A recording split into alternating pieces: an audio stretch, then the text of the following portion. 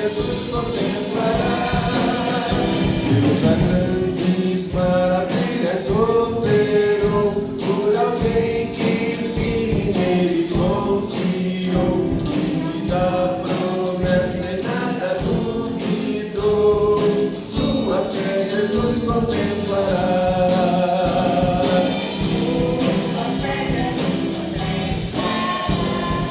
Sim, o que Jesus promete dar, Ele vê o coração que responde à petição. Sua fé Jesus contemplará.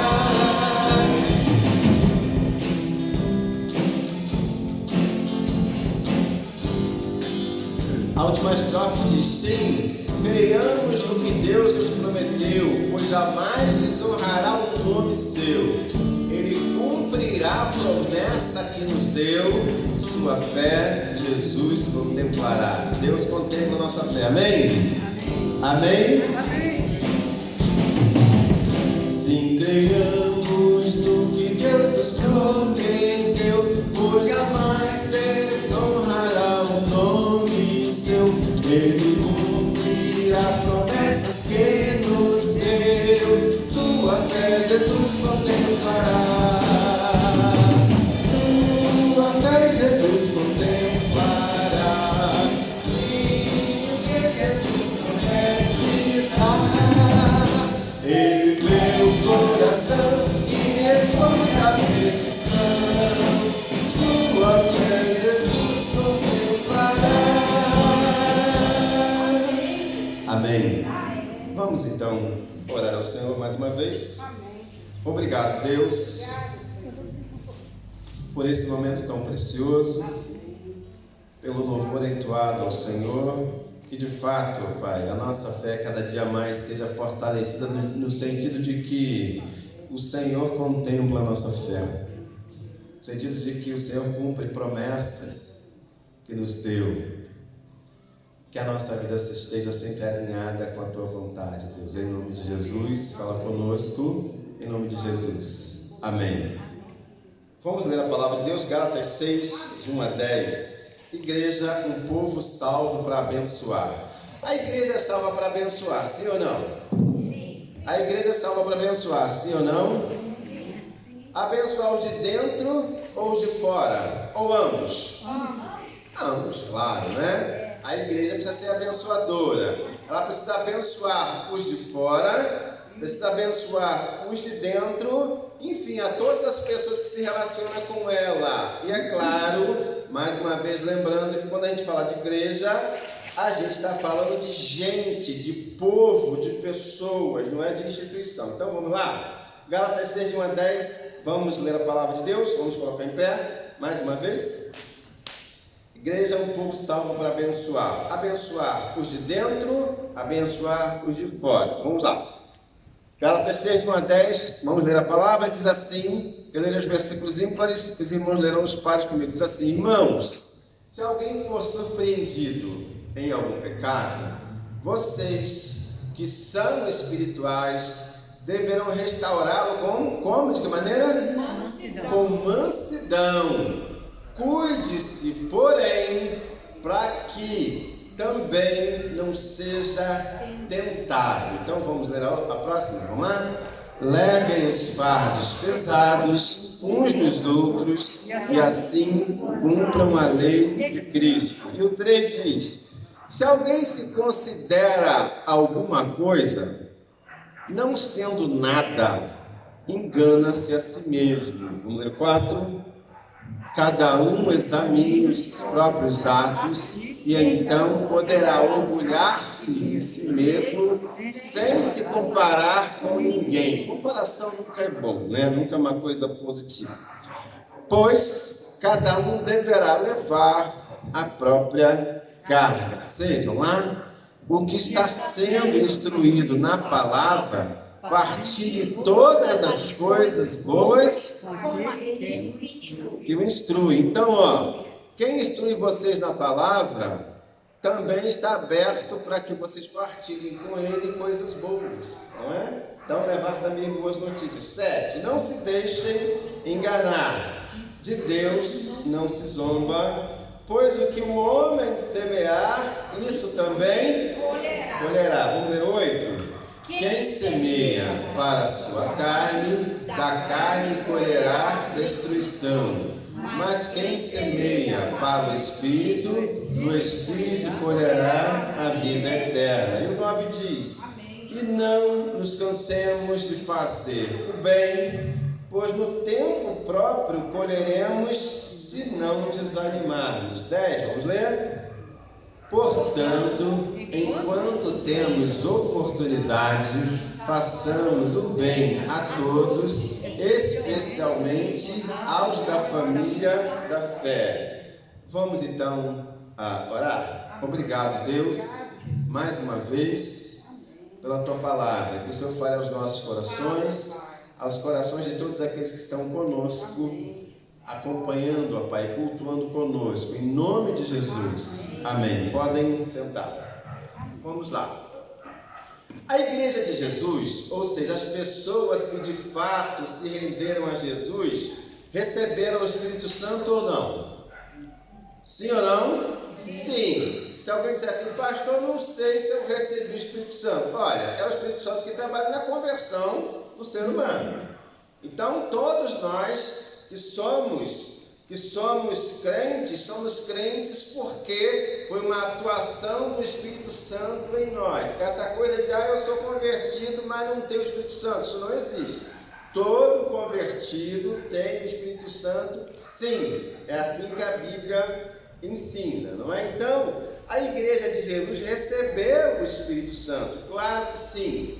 Ela precisa ser instrumento de Deus na vida de todas as pessoas. A igreja é um povo que foi salvo para abençoar, não é? Abençoar os que são de dentro, que pertencem à igreja ou que são igreja, e abençoar também aqueles que Deus quer alcançar com a sua palavra. Gálatas 3:2 diz assim: gostaria de saber apenas uma coisa: foi pela prática da lei que vocês receberam o Espírito ou pela fé naquilo que ouviram? Então a igreja tem sim o Espírito Santo do Senhor. Aquele que é igreja, que rendeu-se ao Senhor Jesus, fez isso pela atuação do Espírito Santo. Ninguém se converte porque o pastor pregou. O pastor, o pregador, seja ele quem for, é apenas um veículo, mas quem converte a pessoa é o Espírito Santo, não é? É o Espírito Santo. Então,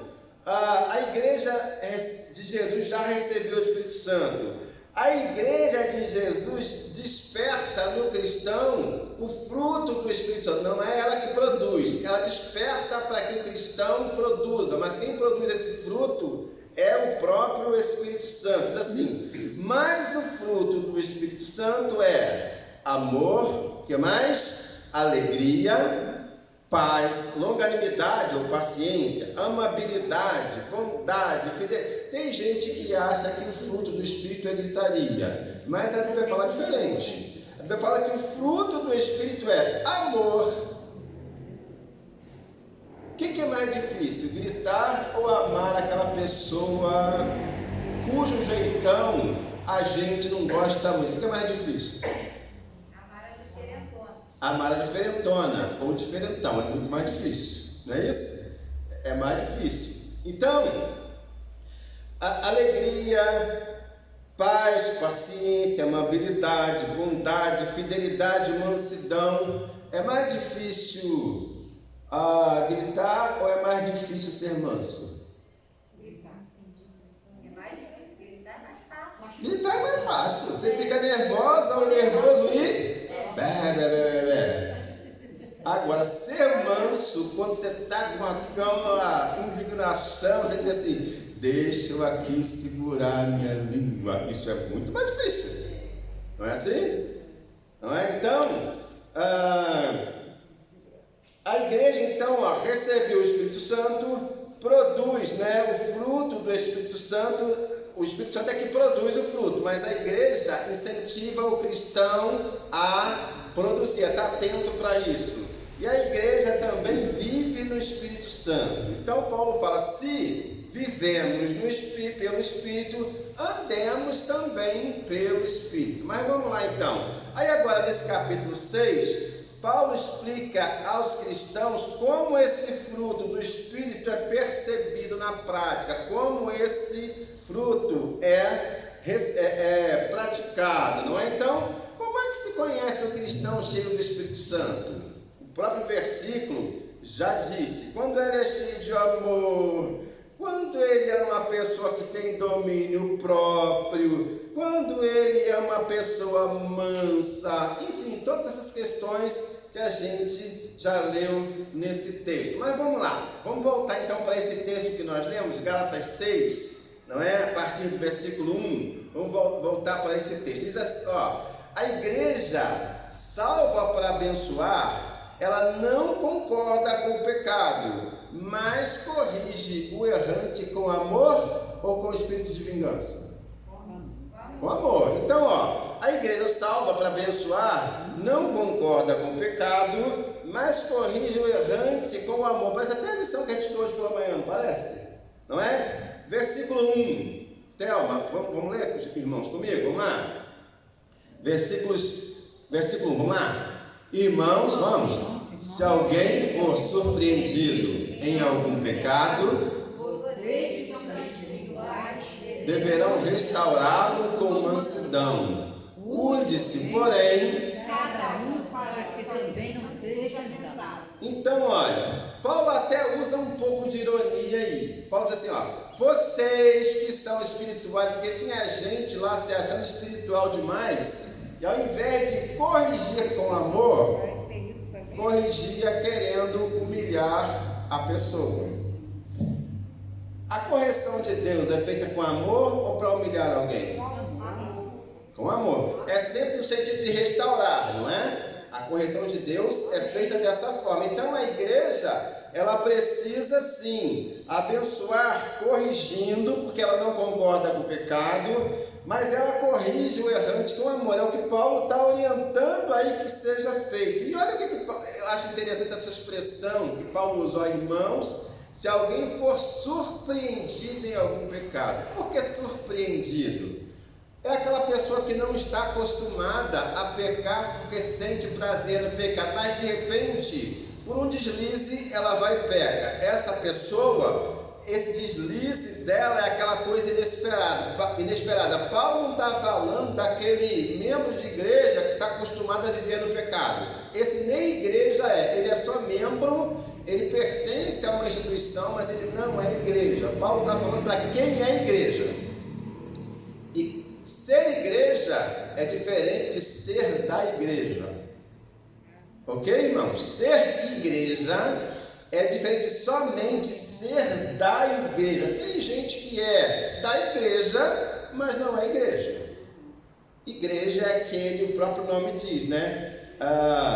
Ekaléu, é aquele que é salvo, que é resgatado, chamado para fora. O termo Ekaléu significa chamado para fora. Chamado para fora de quê? Para fora do pecado. Então, ser igreja é não se habituar ao pecado. E a igreja, como corpo de Cristo, ela corrige sim. Ela corrige sim, ela não concorda com o pecado, mas corrige com amor e não para humilhar ninguém. Então Paulo fala, se alguém for surpreendido, então ele está dizendo, olha, se por acaso esse que é a igreja for, por algum deslize, ele cometer uma falha, então ele está dizendo, ó, vocês que são espirituais, aí tem uma pitadinha de puxão de orelha, vocês que se acham espirituais demais, tenham cuidado para corrigir com amor e não querendo humilhar o irmão ou a irmã. Então é o que Paulo fala, a igreja precisa, não é? Ela precisa ser essa comunidade amorosa, uma comunidade que abençoa. Paulo alerta também que o pecado é como um laço, uma armadilha posta em nosso caminho. Quando ele fala assim, ó, se alguém for surpreendido em pecado, ele fala que qualquer um de nós, no momento de fraqueza, pode cair, não fala? Não está ensinando isso aqui? Não está? Está ensinando isso. Qualquer um de nós, num deslize, pode cair. Mas uma coisa é cair e levantar por um deslize, outra coisa é gostar de viver deitado e dizer assim, ora por mim, porque eu só vivo deitado. Vive caído. Isso é coisa para quem não tem compromisso com Deus, para quem não é igreja. Tem gente que vive mais caído do que em pé. E essa questão precisa ser pensada, porque gente que é de Deus não sente prazer em pecar. Amém, irmãos?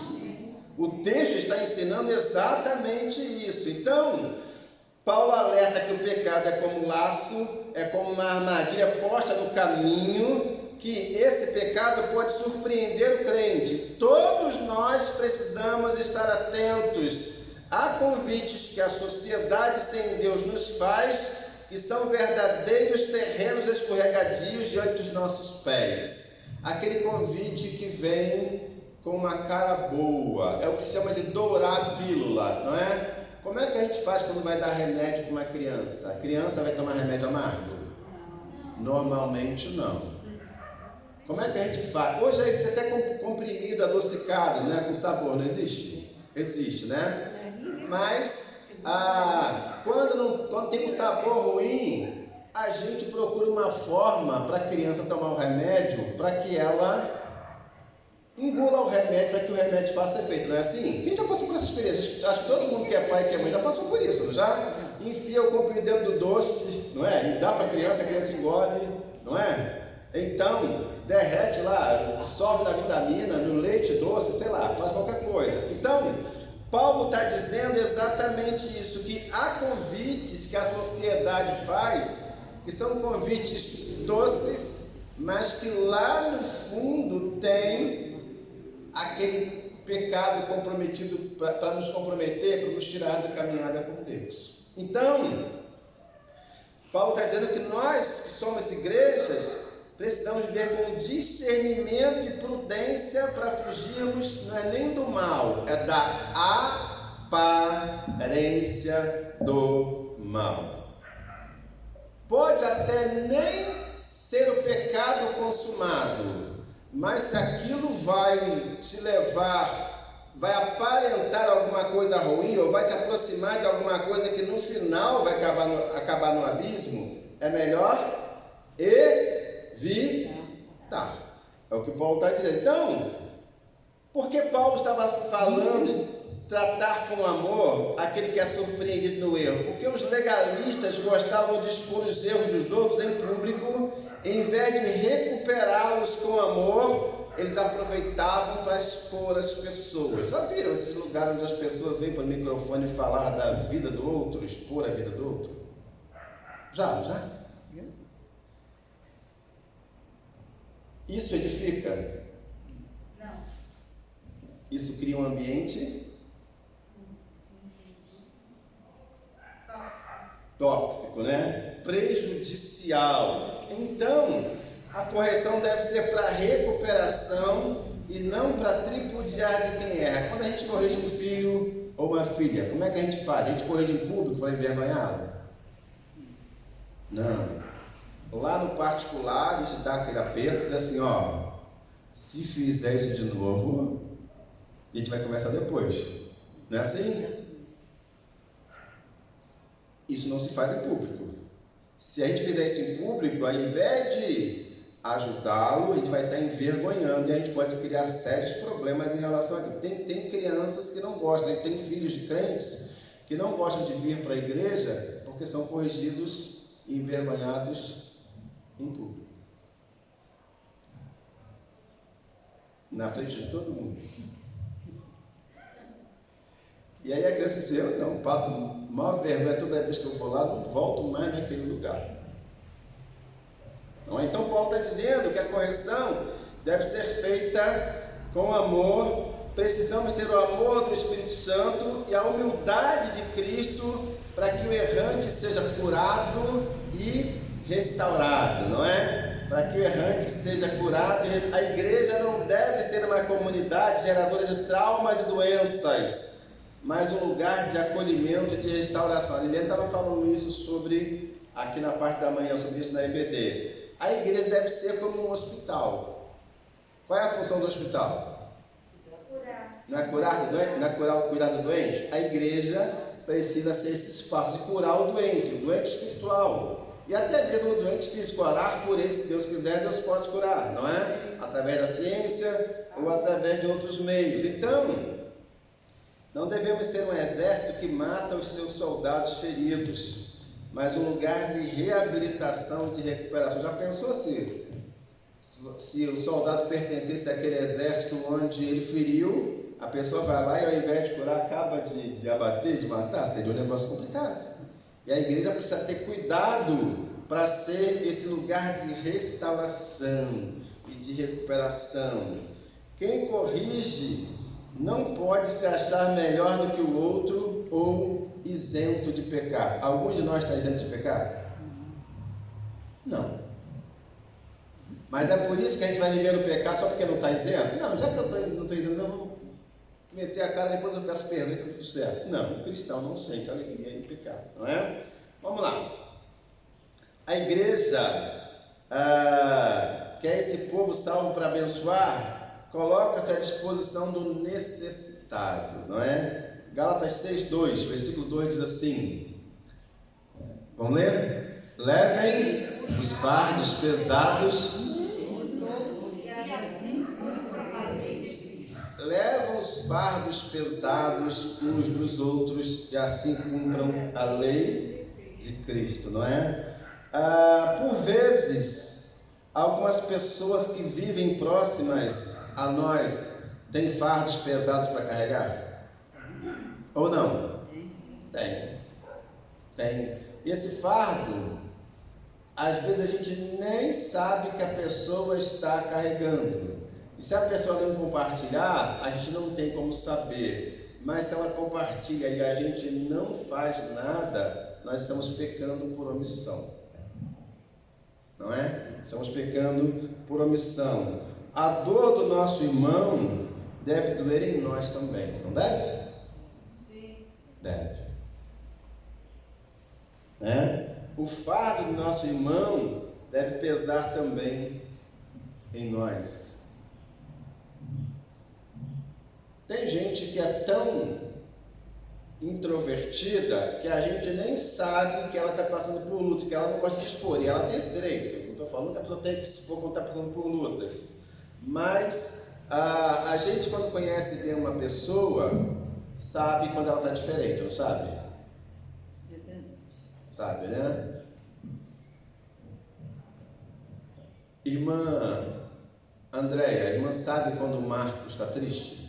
Mesmo sem dizer? Sim. Sabe? Fica quietinho. Pois é, eu também quando estou triste fico lá no quietinho, ela diz assim, você não está legal. Aí tem hora que eu digo assim, tá bom, mas é porque está acontecendo isso, mas quando é uma coisa que eu vejo que eu também vou esquentar a cabeça, eu digo assim, não, deixa passar, daqui a pouco eu te falo, espero o melhor momento para poder falar, não é? Então, a ajuda prática ao sobrecarregado é a forma mais eficaz da igreja se apresentar como uma comunidade abençoadora. Quando a gente tem com quem compartilhar uma preocupação, aquilo já ajuda, não ajuda? Ou não? Ajuda. Você saber que tem alguém que se interessa pelo que você está passando, enfrentando, só em saber isso, parte do fardo já está sendo carregada. Puxa, fulano me ouviu e deu tanta atenção, olha, estava interessado no meu bem-estar. Isso é bom. E a igreja é essa comunidade terapêutica. Ela é essa comunidade que precisa abençoar a outra pessoa, né, o necessitado. Amor apenas de palavra, será que é amor verdadeiro? Não. Não é?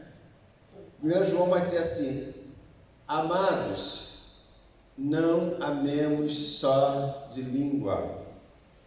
Quando João fala em amar só, ele diz assim, olha, a gente não deve amar só no blá blá blá, só em palavras. A gente precisa amar em obras, em verdade, não é? Terceiro ponto que eu quero destacar aqui, a igreja que abençoa, né? ela não aprova o orgulho espiritual, a vaidade espiritual. Versículos 3 e 4, irmã Thelma, diz assim, vamos ler? Se alguém se considera alguma coisa, não sendo nada, engana-se a si mesmo. cada um examine Os próprios atos. só até aí, por enquanto, né? Se alguém se considera alguma coisa, não sendo nada, engana-se a si mesmo, cada um examine os seus próprios atos. Vejam, então Paulo está falando para uma igreja que, da mesma forma que as de hoje eram compostas por seres humanos, e que por conta disso as pessoas às vezes estavam mais preocupadas com o que os outros faziam do que com o que elas próprias agiam. E quando a gente toma mais conta da vida dos outros do que da nossa, a gente tende a olhar para os outros e esquecer dos nossos próprios defeitos, não é assim? É ou não é assim? É assim. Então a igreja deve corrigir o erro? Deve. Paulo já disse isso aqui. Mas deve corrigir para recuperar, para restaurar, e não para envergonhar, não para expor. A igreja, cada pessoa que é igreja deve olhar para si mesmo, examinar-se, não é? Cada um examine os seus próprios atos, não é? Cada um examine os seus próprios atos. E o versículo 3, que é o anterior, vai dizer assim, se alguém se considera alguma coisa, versículo 3, né? Não sendo nada, o que acontece? Engana-se a si mesmo. É a vaidade espiritual. Duvido que fulano seja tão espiritual quanto eu. Como é que você mede isso? Qual é o aparelho que você usa para medir? Não é? Eu sempre brinco. Para medir a temperatura, qual é o aparelho que a gente usa para ver se a pessoa está com febre? Qual é o aparelho? Termômetro. E para medir a fé? Qual é o aparelho? É feiômetro? Não. Feiômetro é mais para medir feiura do que para medir fé. Então, o que eu sempre digo é uma brincadeira, mas para a gente pensar nessa questão do orgulho e da vaidade espiritual. Eu preciso dar conta de mim, procurar consertar a minha vida. É claro, se eu souber de algum irmão que esteja em erro, a Bíblia fala que eu devo chegar a ele com amor, ou a ela com amor, mas sem me considerar superior, não é? Se alguém se considera alguma coisa, não sendo nada, e nós somos alguma coisa? Não. Jesus fala que quando a gente faz aquilo que nos manda fazer, nós não estamos fazendo mais do que a nossa parte. Somos servos inúteis. Não é? Somos servos inúteis. Se nós fizermos só aquilo que nos manda fazer, não fazemos mais do que devemos fazer a nossa parte, ou seja, somos servos inúteis, né? Então, essa igreja que é salva para abençoar, ela não aprova o orgulho ou a vaidade espiritual. Ela sabe que o que ela faz é sempre com a intenção de abençoar os de dentro e alcançar os de fora. Amém? A igreja deve ser voltada para essa questão, né? A igreja que é salva para ser bênção, para abençoar, ela entende a lei da semeadura e da colheita. Versículos 7 e 8, Mantel. Versículos 7 e 8 de Gálatas 6. Ela sabe qual é a lei da semeadura e da colheita. Vamos ler a palavra? Vamos lá? Não se deixem enganar. De Deus não se toma. Pois o que o homem semear, isso também colherá.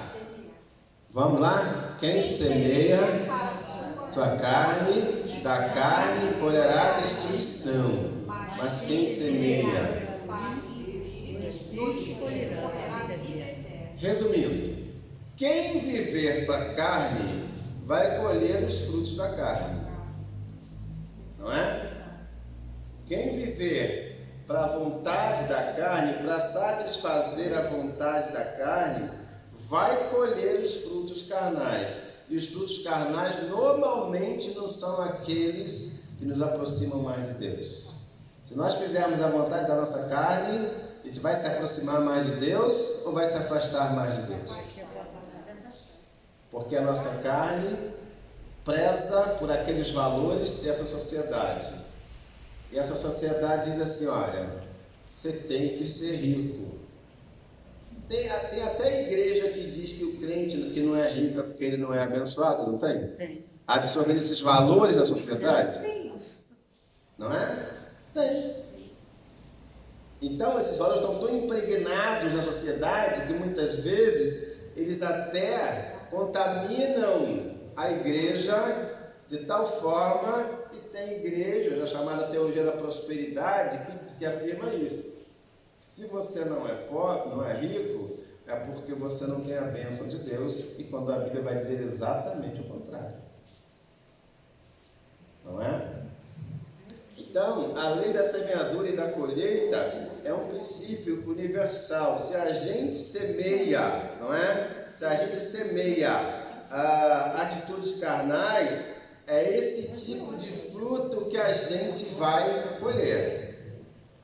E olha, gente que só vive voltada para as coisas desse mundo, normalmente tem uma vida completamente atrapalhada e afastada daqueles princípios de Deus. Não é? Então, quem semeia para a sua carne, da carne colherá destruição. Mas quem semeia para o Espírito, o que acontece? Está no versículo, do Espírito colherá A vida eterna. a vida eterna. Então esse é o princípio. O homem é livre para semear o que quiser? É. Mas ele é livre para colher o que quiser? Não. Se você gosta muito de, sei lá, de jaca, Liliane gosta. Se tem jaca porque ela gosta muito de jaca, né? Tem que plantar o quê?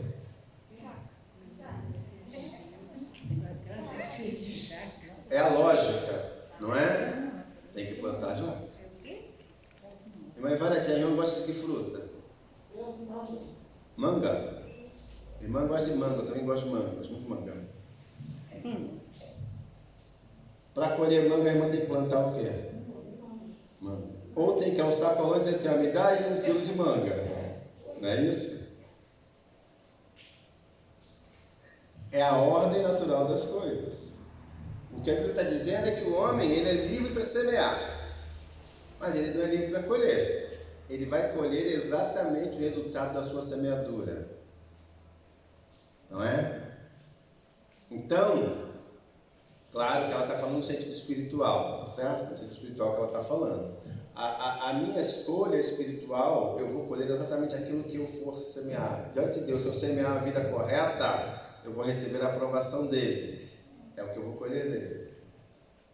Mas se eu for aquele crente dissimulado, aquele crente que usa máscara, mas não é máscara para Covid não, tá certo?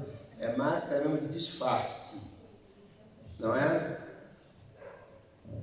Então, se eu for esse crente mascarado, Deus enxerga por trás da máscara, sim ou não? Deus penetra mais do que o vírus, não é? Enxerga além da máscara. Então, a gente vai colher exatamente aquilo que a gente plantar. Quem colhe, quem semeia a vida correta diante de Deus, colhe a aprovação dele. Quem semeia um pouco de cada semente, vai colher o que está plantando. Então, essa colheita, essa lei da semeadura e da colheita, ela é um princípio infalível e universal. Não adianta. Em qualquer lugar do mundo. Será que no Japão a gente plantando manga colhe jaca? Não. É um princípio universal. Da mesma forma, se a gente semear atitudes aprovadas por Deus, no Japão, na China, a gente vai colher a aprovação dele.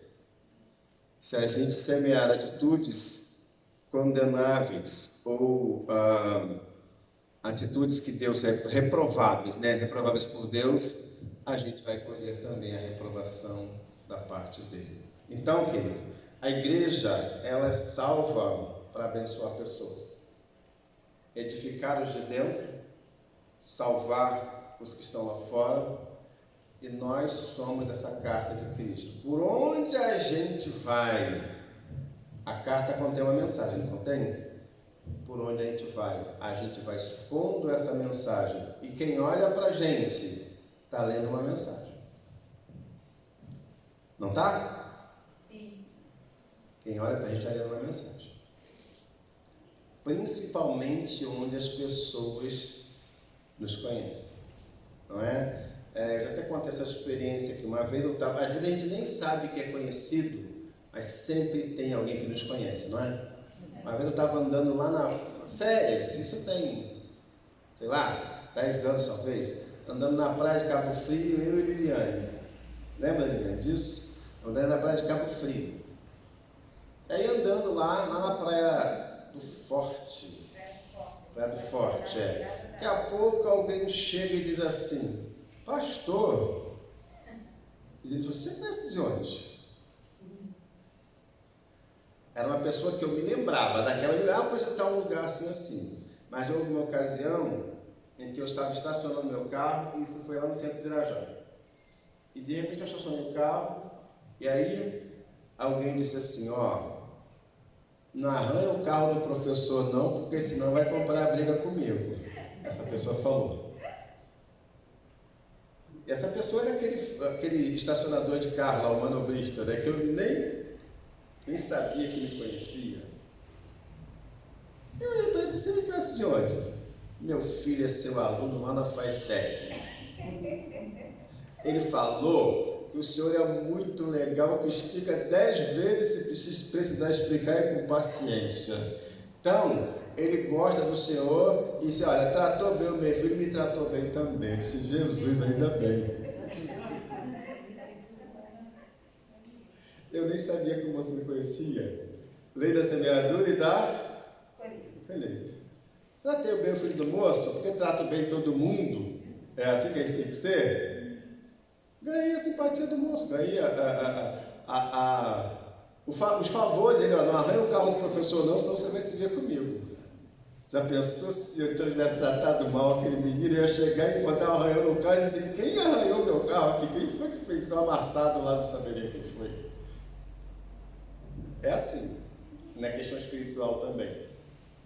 A gente colhe diante de Deus aquilo que a gente semeia. Não adianta. Você pode até dizer para o pastor assim: pastor, estou semeando, estou lançando sementes ótimas. Você pode dizer assim: pô, meu irmão, Deus abençoe, minha irmã, Deus abençoe, parabéns para você. Você pode até enganar o pastor sobre a semente que você está lançando.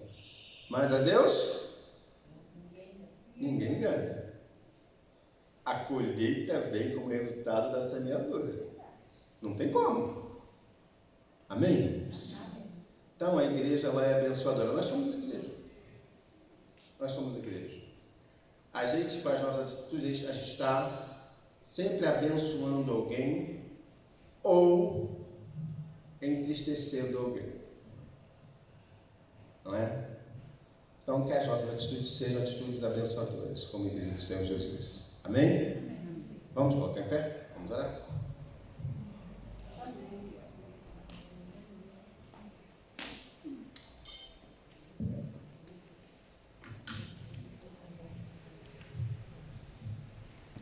Chama a irmã Thelma para vir aqui o microfone agora. Pode ser, irmã Thelma?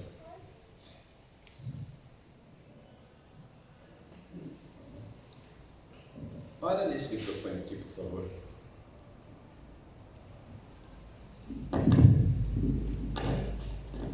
Oremos. Senhor nosso Deus, Pai amado, Pai querido, como é bom estar na tua casa de oração, Amém. reunidos aqui com os nossos irmãos, e o melhor de tudo, sabendo que o Senhor se faz presente neste lugar, sabendo que a tua palavra, Senhor, nos fortalece, sabendo, Pai, que o Senhor tem cuidado de cada um, de cada família, de cada membro. Obrigada, meu Deus, por estar nos levantando, porque a nossa força e a nossa alegria, ela vem do Senhor, que é o Criador dos céus e da terra. Amém. Queremos agradecer nesta manhã pela vida do teu servo, Júlio Ravani.